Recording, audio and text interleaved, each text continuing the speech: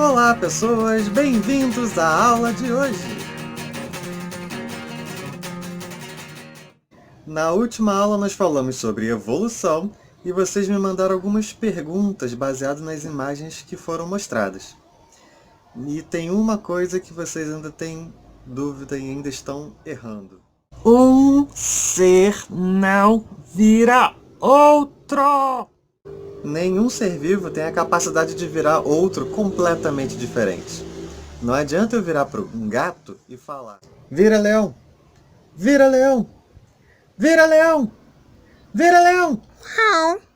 Então, quando eu mostrei aquela imagem com os lobos, não era para dizer que um lobo virou uma raposa ou virou um cachorro. Como foi perguntado, um lobo vira cachorro? Porque todos os lobos não evoluíram para cachorro. A ideia era mostrar que os animais pertencem à mesma família, são do mesmo tipo. Isso tem a ver com o fato de como a ciência funciona.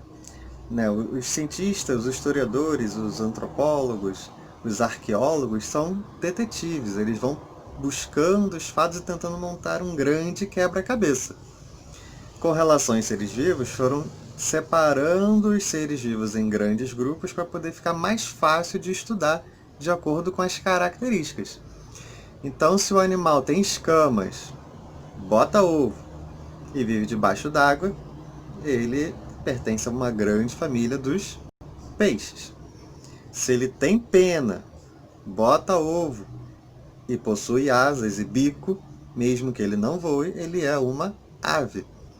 Se ele tem pelos e mama quando filhote, ele é um mamífero.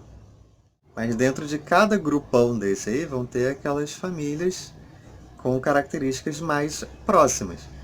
Então, não importa a raça, todos esses aí são tipos de cachorros, estão dentro da mesma família, dentro da mesma espécie de cachorros, ainda que sejam de raças diferentes.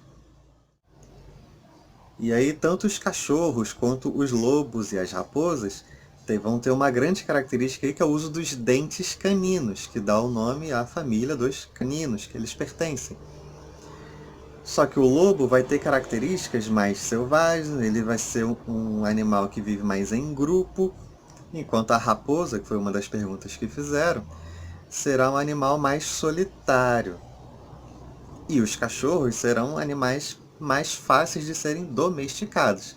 Tenta criar um lobo em casa que você vai ver o que acontece contigo.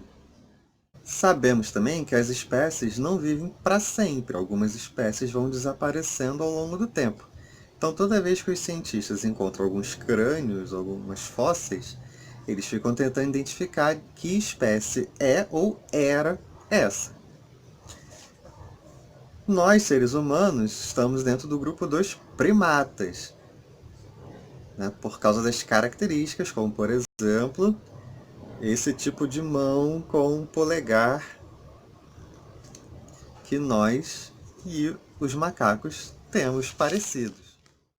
Primatas significa primos, vem da palavra primos, quer dizer que nós não viemos do macaco, mas temos características que nos aproximam.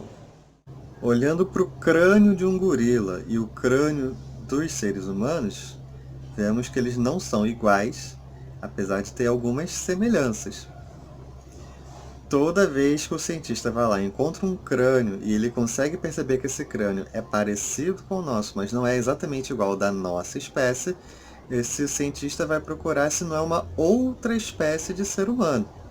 Como, por exemplo, esse cara bonitão aqui, que é o Australopiteco. Ele anda em pé como nós andava, né? Ele tinha as mãos parecidas com a nossa, um cérebro que funcionava de uma forma semelhante à nossa, então era uma espécie de ser humano que não existe mais.